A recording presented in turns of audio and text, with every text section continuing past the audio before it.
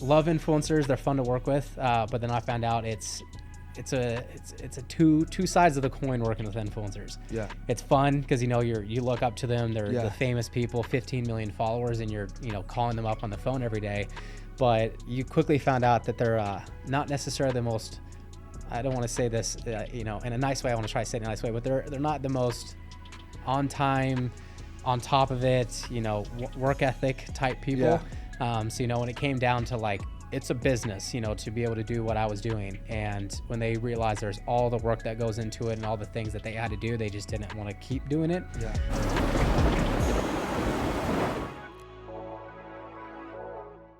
Live, another episode of Adversity Kings. We have special guest Brady. How do we say your last name? Ulmer. Brady Ulmer. Yep. Let's go. So Brady I've known for, probably going on 4 years. 4 years roughly. Met you out in Lincoln, Nebraska. You were one of the first individuals that we met. I don't know if you DM me. I think you DM me. I think so. Yeah. I think you DM me. You were in the process of transitioning into entrepreneurship. Yep. Right? Yeah. And you were working at some coffee shop?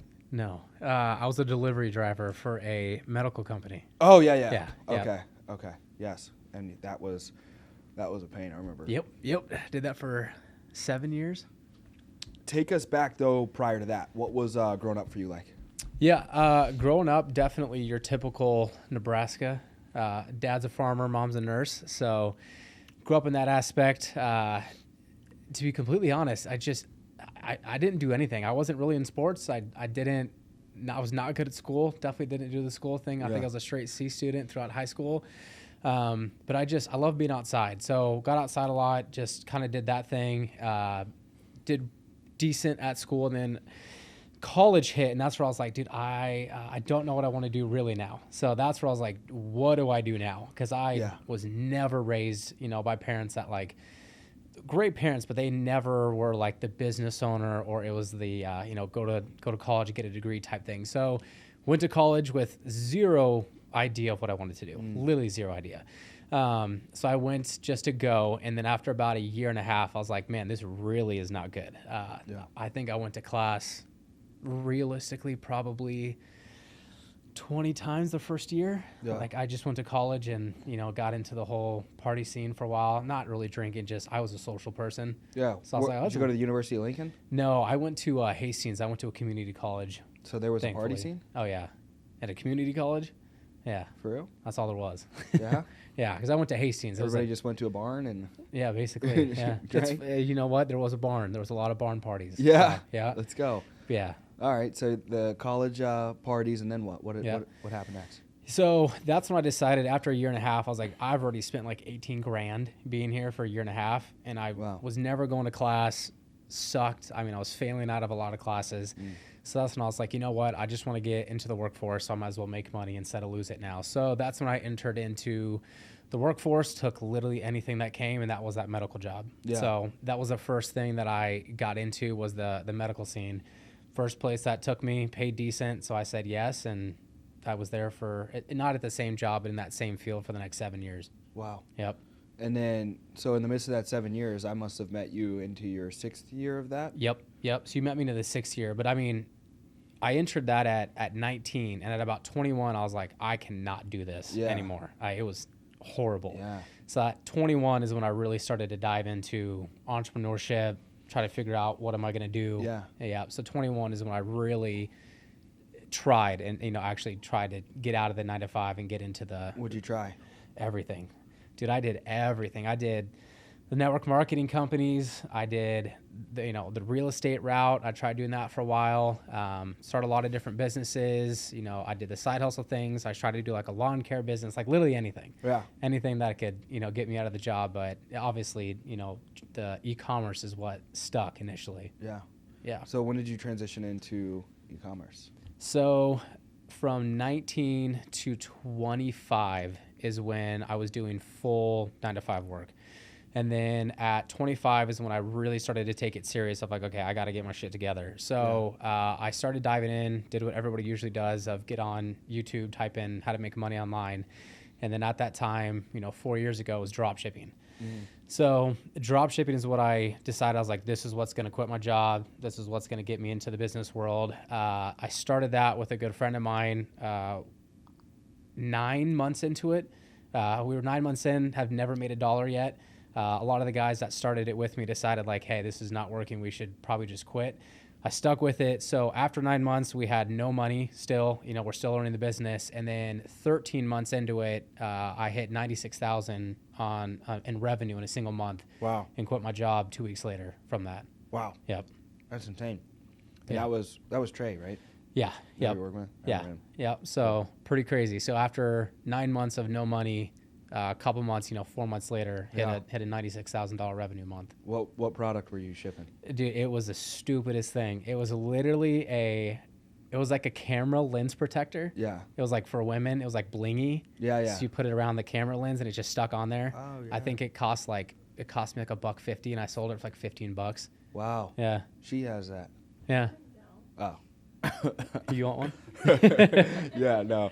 But dude, that's dope. So for the audience that's listening, what does e-commerce stand for? Yeah, I mean, essentially e-commerce is a very vague term, but drop shipping essentially is the method of just selling goods online. Yeah. So I don't do drop shipping anymore. I haven't done that for a good 2 years now. Yeah. But that's what I did for the first 2 years. Super simple. I mean, it was literally just finding products online, building a website, running ads, selling it. Yeah. I mean, that was the extent of it. Never touched the products, never saw it, any of that, and then just be the middleman essentially. Yeah. Yeah. But I got out of it because drop shipping is a good business model to get you into the online space, but I don't think it's necessarily sustainable. So that's what I learned the 2 years of doing it was the most volatile roller coaster 2 years of my entire life. Is I'd make super good money 1 month and then I wouldn't make anything for 3. And then I would barely get by, make another good month, so it was up and down the whole process. Wow. Yeah. And then so you drop ship and that's what got you in, but what was the next thing you got into after drop shipping? Yeah. So after drop shipping, what that led into was when I owned my TikTok influencer company. Yeah. So I realized that drop shipping, it's just ads was horrible. It cost a shit ton of money to keep ads going.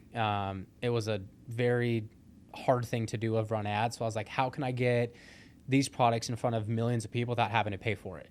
So that's why I was like, you know what? There's a lot of influencers with millions of followers that they have millions of followers. They just don't know what to do with it. They don't know how to monetize off of it. Yeah. So I was like, I should approach influencers with millions of followers and be like, hey, I can find you products. I can build websites and I can help you sell these. You sell them to your audience. I'll do the whole back end side of things. We'll split it 50-50.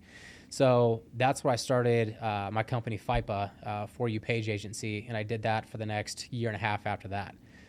So that's what led into the working with influencers. So the first month that I got into that, I actually signed on 4 influencers ranging from 1 million to 15 million followers, and I started managing their online stores. Wow. Yep. That's insane. And do you still maintain that part of your business? No. So love influencers. They're fun to work with. But then I found out it's a two sides of the coin working with influencers. Yeah. It's fun because you look up to them. They're Yeah. the famous people, 15 million followers, and you're calling them up on the phone every day. But you quickly found out that they're not necessarily the most. I don't want to say this in a nice way. I want to try to say it in a nice way, but they're not the most on time, on top of it, work ethic type people. Yeah. So, when it came down to it's a business, to be able to do what I was doing. And when they realized there's all the work that goes into it and all the things that they had to do, they just didn't want to keep doing it. Yeah. So, we ended up getting them a lot of brand deals. Like one of our influencers, we signed a 12 month Bang Energy sponsorship for. Worked our butt off to get it, and she didn't want to do it just because it took too much time out of her day, yet it was a 6-figure deal. Yeah. So that's when I was like, it was just frustrating, getting these 6-figure deals for these influencers, and they just didn't want to do it. Yeah. So that's why I was like, I also don't think I want to do this anymore, was work with influencers. It just became also another roller coaster experience. So what led to the next thing? Yeah. So what I do now, so everything that led in from, e-commerce, working with influencers, me, like the good thing that I've done over the last 4 years is networking. Yeah. I have connections to, really a lot of different business owners, influencers, celebrities. A good friend of mine, her younger sister is best friends with the Kardashians, always with them. So it's like I've done that really well of working with celebrities and influencers and business owners and really good connections that lead me to other connections. So that led me to what the company that I own now, which is the Strata Solutions. So essentially what I do now is I set people up on investment opportunities. So through the course of the last 4 years, networking is what I've always done really well. And I've done a good job of always connecting, my network with the other network of people and taking a commission in the middle. So that's what I've just decided to do now is build a company and essentially leverage those networks. So my company Strata Solutions, we essentially hook people up on investment opportunities into the Forex market. Yeah. Yep.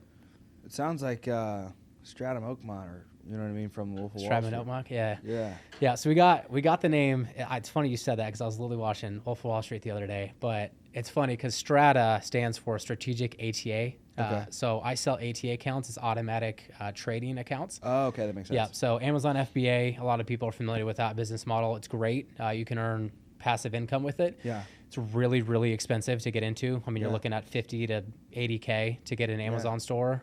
We get people invested for as low as 10,000 up to 30,000. They're seeing anywhere between 2K to 8K a month residually. That's not bad. Yep. And what's the lifespan on that? Yep. As of right now, it'll go for every year. There's just a one-time annual renewal fee. Okay. Yeah, that they just have to pay for that. Okay. Yep. That ain't bad. And that's the Forex market, right? Correct. So does that currency compensate into like coins, and then they have to like cash out into like No. So the nice thing, dollars, or let's say you wanted to, once again, there's tons of different ways to invest your money. There's 401ks, which lost, 20% last year. yeah. There's Amazon FBA stores. That's $65,000 for maybe a 5K a month profit off of that. So with this, it's, let's say you want a $7,000 month return on your investment. I mean, you can put up 30K. It's completely hands off. The company we work with runs everything. I mean, they'll run your entire accounts, and every single month our customers just get a direct deposit straight into their account. Wow. Yep. That's so dope. yeah, it's pretty unique. So that's what we're scaling right now. We're looking to do year over year. We're looking to average about 3 million a year. Wow. Yep. And that's your cut, or like this? Yep. So that's my company's Yeah. profit at the end of the day. Oh, that's fire. Yep. That's fire. So what's the 5-10 year vision? Essentially, just keep doing what I'm doing. I love networking. I love working with people. That's my biggest thing. And my goal is to help people become financially free. Like that's always been the biggest thing what I've done. You've probably known in the past, I've done a lot of mentorship, a lot of different programs, kind of teaching people how to get into this space. Yeah. It's like, dude, once again, I'm a farm kid from Nebraska, now in Chicago and, running these businesses and everything. And that's what I ultimately want to help people do is get into the online space to be able to, be financially free, live wherever you want, travel, live that lifestyle. And they just need the right information to do it. So goal would definitely be, keep scaling this company, get people. I truly believe, a lot of people are retiring nowadays with not enough money. You see, absolutely. The 75-year-olds working at Walmart. Most of the time it's because they ran out of their retirement money. So, helping people set up a good, retirement or just a good fund, an investment opportunity. And then on the side of that, it's just helping people just get out of the rut, is if they're stuck in the jobs or anything they don't want to be in, that there's a way out of that. 1,000%. Yep. So now you're going to move somewhere warm, right? Yeah. So when are you doing that? 1,000%. So yeah, we're downtown Chicago right now. We'll be here till end of November, and then we're off to Miami. Yeah. Yeah. How long are you going to be in Miami? Who knows? Yeah. For a while. A couple years. Yeah. Is your family excited about you going to Miami? Yeah. Yes and no. Obviously, the only kid that's moved away from the family, so that was a little hard on them. But it's just had them down this last weekend, and Yeah, I was going to say, it looked like they were visiting. it's a blessing. It's a blessing to have them come down and see the life that we're able to live. And it's I love watching it through their eyes, because it's like they grew up on a farm also their whole life, and it's being on the 51st floor in the third largest city was a shock to them. So it's pretty cool to kind of like relive the whole experience through them. Yeah. That's sweet. That's sweet. So warm place in the year to come. What about any fancy trips or Yeah. anything you guys plan on splurging on in the years to come? Yeah. No, we got so obviously just got married, 6-7 months ago. So honeymoon coming up in Cancun, a couple months. And then, the goal is to celebrate with the team. So we're officially launching part of the companies this month. We're looking to do $250K in revenue for the company. If we do that, I wanted to take everybody out to, somewhere also warm to celebrate. So shooting for that. Let's go. Yep. Let's go. What about as we, I guess, transition into some more personal things? What's your personal thoughts just on the economy and everything going on right now, business-wise, political, just different things on your mind? What's on your mind? What's on your heart? Yeah. And how's that affecting you and your business? Yeah. To be honest, I think anybody's trying to look for answers and, what's really going to happen. To be honest, I don't know. We are in a time where, with the banking situation, with the world the way it is, to be honest, that's why I tell people this is the perfect time to make sure you are saving money and spending it properly, so once again, putting it away or having it go work for you and, continue to grow. So I think just people need to realize that it could happen, we could see a situation where potentially, we do enter into a really deep recession. That's why I think people should do a good job of making more money. I think you would agree with, the best way. Yeah, there's nothing wrong with that. You're right. The best way to, set yourself up properly is to make enough to save. So yeah, it's a really interesting to see what's going to happen in the next, 6 months, 7 months we got left of the year. But I would just tell people that this is a great time to look into other opportunities because we don't know if, a recession does happen. Job layoffs happen all the time. Yeah. Now I've worked with so many people that have got, laid off from a very safe job. Absolutely. That they were. Yeah, you'd think some of the wealthiest individuals in the world would be able to keep you employed. Yeah. You know what I mean? You talk about Amazon, Jeff Bezos, 10,000 plus layoffs. I don't know if Apple's laid anybody off, but I know, layoffs amongst Twitter and Tesla and, just these multi-billion-dollar companies just laying off individuals, which it's I guess expected in the midst of a recession. But I was curious, in regard to what are your thoughts? What's your advice for those people listening right now? And maybe they are in an industry or in a position where they might be laid off. What are some steps they can take to transition or be proactive? Yeah, I think that's the biggest thing is proactive. I mean, realizing that at any time, it's once again, it's if you don't get out there and talk to people, you always think a job's a pretty cushion, aspect that, if you've been there for over 5 years, they think, well, they're never going to fire me. Once again, I've met a lot of people that have worked there for 5, 10, 15, 20 years and got laid off and no savings, no exit plan. So my biggest thing would be telling people is listen, there's never a bad time to diversify what you're doing. Start looking into a side gig. We live in 2023. There has literally never in human history been a better opportunity to make money online ever.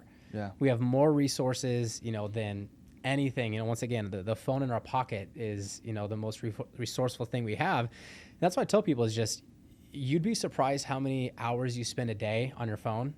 Realistically, probably 4 hours a day that people will spend sitting on their phone, consuming social media, whatever it is. Turn even 2 hours of that looking into a business.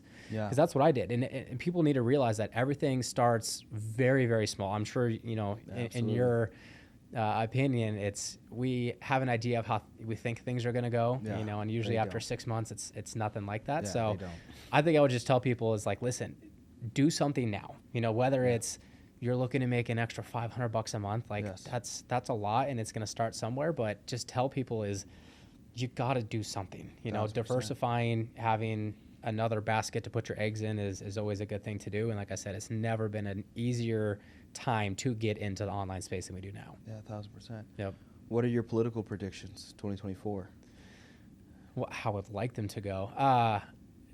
To be honest, I mean, my prediction is I do think Trump will run again. Yeah. Yeah, I do think he'll run. I do think he'll get back in.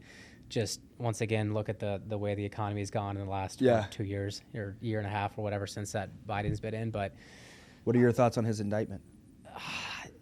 My thoughts is that it's another play by the government, to be completely honest, the media to try to either defame him, To be honest, I think it's going to be a reverse effect of what they're trying to do. I think that they're trying to defame him, and I think people are waking up and being like, hey, they're literally keep going after this dude when, like, we clearly know there's been a lot of other situations that have gone on with other people that have clearly got away with it. But, yeah, I think it's going to kind of backfire. I think they're going to try to do this to show that, hey, he's a criminal. There's, he shouldn't be, a president or the next one. And I think it actually is going to go in his favor, to be honest. Yeah, absolutely. Yeah. I don't even recall exactly what the actual terms were that they did indict him upon. And I don't know if it was federal or I don't believe it was a federal indictment. I believe it was just based upon the state of New York. Yeah. And I think it was allegations in regard to maybe the 2016 election or something. What I think I looked into was something on the Stormy situation, the hush money. Yes. Yeah, I think it had to do with that is what it was. Okay. So yeah, that makes sense. Yeah. Ron DeSantis is running as well, though, so he's a young Republican. I think I've heard some individuals say, just politically in general, they just like to see somebody young in office. Yeah, I agree. Somebody younger that's just maybe a little more in tune with the nation and with bringing youth and joy. Not that either individual don't bring a level of joy, right? Whether through falling downstairs or talking about ice cream cones, but in general with that. Also, major news: Andrew Tate was released. I saw that. That's big with especially your business of social media and different things like that. What are your thoughts on his release? What do you think his next moves will be? Yeah, all I know is that dude got real stacked in prison. I think he said he did like 7,200 push-ups or something. Yeah. I think it's, once again, I hate being that one because everybody keeps thinking, you're a conspiracy theorist, but it's like, dude, look at all of the people that are trying to, look at all the people that are getting silenced. Essentially, that are the different than the norm, and I think it's the exact same situation. Yeah. Do I agree with everything he says? Of course not. Yeah, Same absolutely. thing with Trump. There's, Trump is, he's kind of a loud mouth, and yes, he's done things in the business world that have, not been smart, and I've watched a lot of documentaries on him where he's kind of screwed over some people. Yeah. So, yeah. So at the end of the day, I think it's the censorship. Look at the TikTok thing. TikTok becoming banned is a huge topic, and there's so many different things that we can be talking about. Yeah, I hear there's a weird law they're trying to propose as well in regard to TikTok, where essentially they would have like permission if anything violated terms. Mm-hmm. I think America is proposing some type of law where they would be able to essentially observe. It's kind of like that Edward Snowden movie, that Whistleblower. Yeah. I don't know. I haven't looked into it, so I can't really say to be exact. But I agree with what you're saying. You know what I mean? You kind of gotta look at the facts and what things are lining up, and stop labeling people as conspiracy theories or theorists, and start looking at individuals as like factual collectors. It's like, look at the science, look at the data, as it's all pointing towards one exact area or different things like that. Like, it's just hitting people in the face. I don't know, did you see that the WWE and UFC are combining? No. Under one entity? Yeah, so obviously they're not going to, I don't think they're going to merge literal platforms, but they've combined into one entity. So it's, interesting. So they're $10 billion companies each. Yeah. And so now it's just merged into a mega fighting company. Obviously, you know what I mean? You're not going to see John Cena go out and fight. I wouldn't mind seeing that. Yeah, like Justin Gaethje or something like that, because he would get smoked. You know what I mean? You're talking about like a movie fighter versus an actual killer. Right. You know what I mean? Like, the UFC guys would kill. Interesting. Yeah, they would destroy. But I just read that. I literally, as you were coming in, I was reading. I was like, wow. Because I'd seen comments today on Facebook and just things like, wow, the UFC's getting ruined. And I'm thinking to myself, what are they talking about? Because I haven't seen it. And then I got a news update. And it's like WWE and the UFC combine. And some of these individuals, so there's one legitimate majority owner of the whole operation. Then you've got, I think, standing CEO will be Vince McMahon. And then presidents, I think, for each entity will be another gentleman. I can't think of his name for WWE, but Dana White will remain the president of UFC. Okay. But man, a lot of the audience in general, I can see being swayed on either end. Yeah. But when you're in the shoes of CEO, president, you know what I mean, or just a business individual, you look at that and you're like, that's a good business move. You know what I mean? Like, merging it and essentially doubling your value in a day. Yeah. It's not a deal I would say no to. Yeah, no, absolutely. I mean? It's not a deal I'm saying no to. I'm sure Dana's okay with that. And all the people that comment and say this is ruined. You know what I mean? Like, it wouldn't be ruined if you were the president of the organization, getting a 3% stake. Right. You don't mean of a $20 billion company. You'd be like, oh yeah, let's merge. Yeah. Once again, it just comes down to at the end of the day, everything is a business. So Yeah. if it makes sense for the people who own it, they're going to do it. Yeah. Yeah. Who do you think's the best marketer out there right now on social media? I'm definitely up there with Gary Vee. I mean, it's super hard to still think he's crushing it. Yeah, super hard to go against it. But I mean, getting attention. I mean, if we're talking marketing themselves as like a brand, yes. I mean, Alex Hormozy obviously always does a very good job. Yeah, he does tremendous. Yeah, because if we're looking at himself once again as a brand, like dude gives out such so much free content. Reading his book was one of my favorite books this year. The $100 million, I got it down there, $100 million lead or $100 million offers. Yeah, yep. And his next book, I believe, is $100 million leads or something. But man, he said something that really stood out to me in that book, and it was, you sell because you don't know how to market, and you market because you don't have a great product. Yeah. You know what I mean? And so it's like breaking down your company to what's your product or what's your service. You know what I mean? So like for me, most people would perceive my product as life insurance. You know what I mean? Being a life insurance owner, they're probably think, oh, okay, well, he has to make a better life insurance product.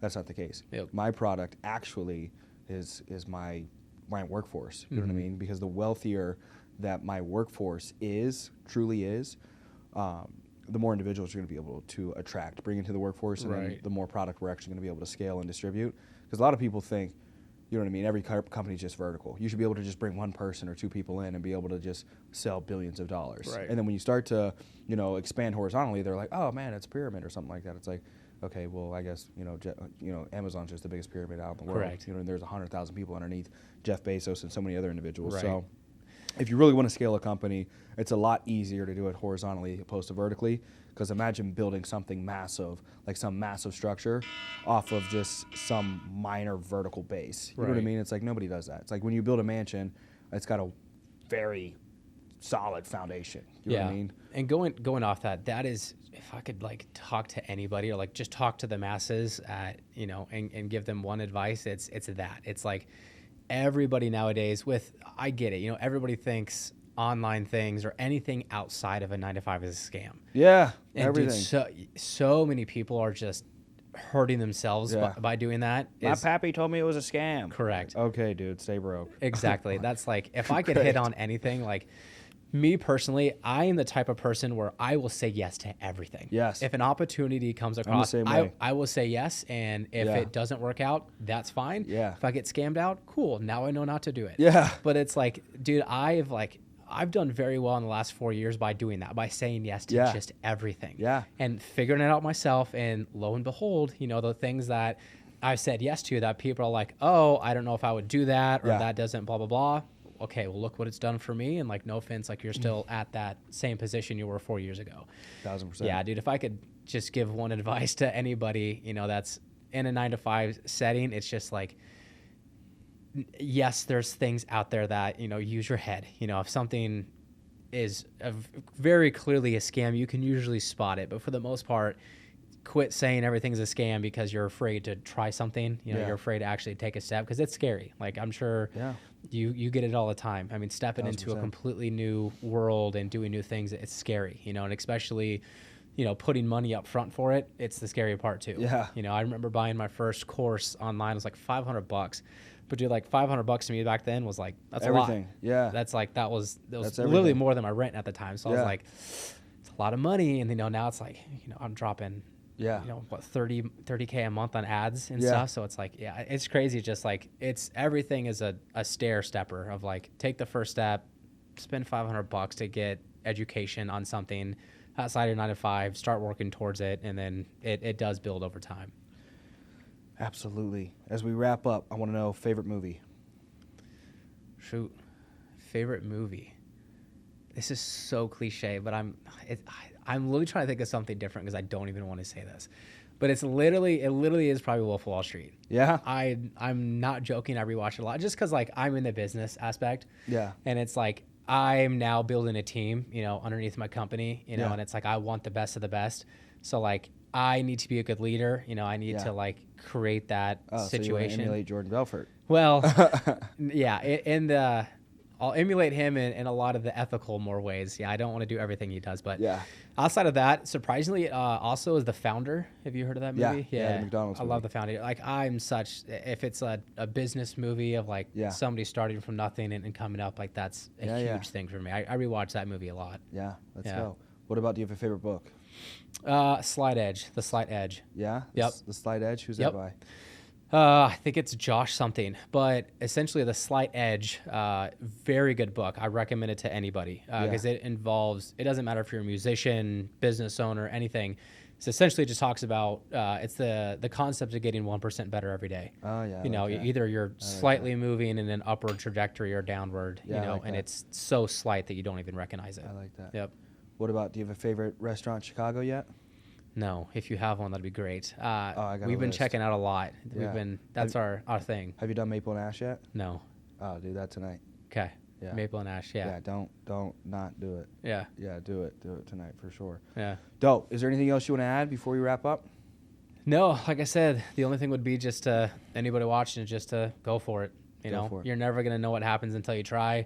A lot of people are afraid of the failure. I think you can testify failure is the part of success. It's my whole life. It's literally, I would say, especially in the beginning, you fail a lot more than you succeed. So it would just be start something, start small, do anything to begin with, diversify outside of your current position, and just go for it. Let's go. And where can people find you? Instagram, it's Brady_biz, B-I-Z. Let's go. Yep. Let's go. Well, shout out Brady Ulmer. If anybody has any questions, you want to check him out, make sure you go check him out on social media. And maybe if you're interested in Strata Oakmont, his little Wolf of Wall Street. What is it? It's Strata. Strata Solutions. Strata Solutions. Yep. Let's go. Well, it was a pleasure, Brady. Yeah. And, obviously it's been awesome working with you for the last 4 years, being friends with you and everything like that. And, hopefully Michaela enjoys the life insurance realm. Yeah. So we'll see how it goes. Awesome. Cool? Appreciate you. Yes, sir. Appreciate you.